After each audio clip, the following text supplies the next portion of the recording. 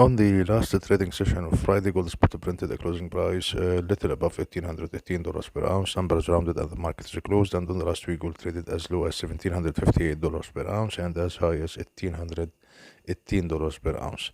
Now, gold is somehow managed to reclaim all the daily moving averages, except that the short-term moving averages are still below the long-term moving averages, which is a bearish sign. We have had this similar occasions in the past, and the RSI readings are moderate on all the charts. For the supports, the supports are located at 1800, then 1780, then 1750, and the resistance are located at 1834, then 1840, then 1866. For the pivot for the weekly chart, it's 1798, and daily chart 1807. Consider these two levels as a good to, let's say, buy the dip at the beginning of the week. That's all. Moving now to the economic calendar.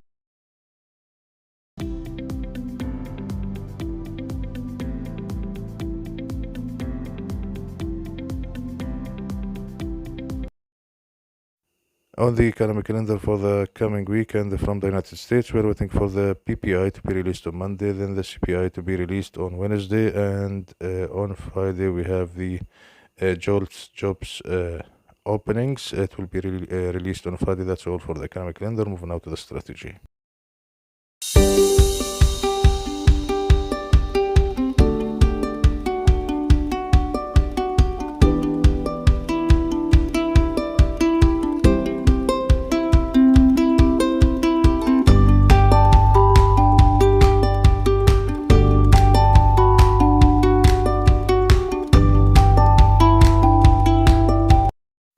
Hi again, it's always nice to meet you in a new episode of our gold price weekly forecast gold today. If you are new for this video, just let me guide you how this works. We are going to start with a quick recap of our last video, then we'll move to examine the chart of the US dollar and then the chart of gold. I will arrive at the conclusion by the end of the video.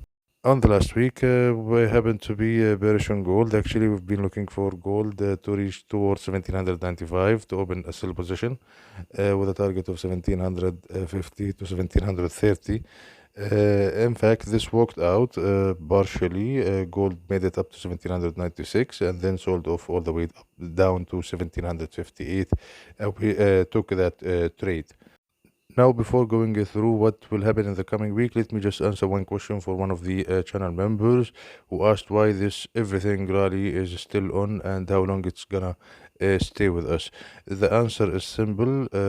You got two figures, you have to look at them. You have the CPI, which is the consumer price index. Somehow it measures the inflation, and you have the 10 years yield, which is the risk-free, let's say the return on the risk-free assets. So the rational investor, anyone who has money, if he wants to put his money into the risk-free assets, which is the bonds, he is going to be prepared to lose like 3.5% of his investment as a reduction in the purchasing power of the US dollar because of the difference between the inflation and the yield on the 10 years bonds. As simple as that, the money is moving from everywhere to the let's say real stuff, the consumables, stocks, cryptos, whatever you call it, you name it. Okay, the money is flowing into these markets. Now, going into the coming week for the US dollar and considering the latest remarks made by the Fed of the United States, we are neutral on the US dollar for the time being. It's still bullish on the midterm, but for the time being, we expect some sort of a pullback up to let's say 93.6 up to 92.8. In case if this pullback happened, this will help gold, silver, and anything that is priced against the US dollar to rally. Now for gold for the coming week, as you see on the chart, gold is approaching the falling trend line. We have had this chart with us, okay, for the past, let's say like 3-4 months. Whenever gold reaching this area, usually it turns around and it sells off. Did this like maybe, let's say, countless times, at least like 7 to 10 attempts where gold was trying actually to break from this area at 1834. There is a triple top at this area at 1834, and there was like so many other attempts which found resistance below 1834, somewhere at 1800, somewhere at 1810, 1820. So all this area is an area of resistance for gold to clear up and to reverse the trend. So you can expect some sort of a rally, a meaningful rally, like $50 or $100 to the upside. Gold has to trade and close above 1834. Now, considering the situation of the US dollar, which, as I said, we are neutral on the US dollar, let's say the US dollar could take some sort of a breather in the coming week.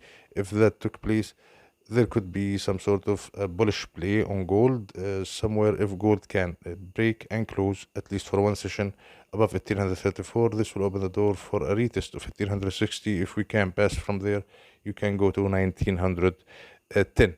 This is not going to change the story, but if you connect this with what I was trying to tell you at the beginning of this section of the video about the everything rally, this situation that we are having in the market is complete madness, because there is so much money, and when there is so much money, you cannot actually get to know what is the real value of the thing, because there is some sort of let's say unrealistic demand because of the abundance of the liquidity in the market. So far, as long as the situation is staying as is, I mean, as long as the Fed is not increasing interest rate or is not taking the situation seriously, the market is going to continue this everything rally, and I let's say doubt that we will see the sell-off that we have been expecting in gold. At least we are not going to see it maybe in the coming 2 months. However, that's all for our video for this week. Thank you guys for watching. Please share, like, and subscribe, and visit our website www.goldcoachy.com. You will find products and services that may attract your attention, and you will find also articles and other solutions that will help you trade gold, silver, and other markets. Thank you guys for watching. We'll see you in the coming week in another video.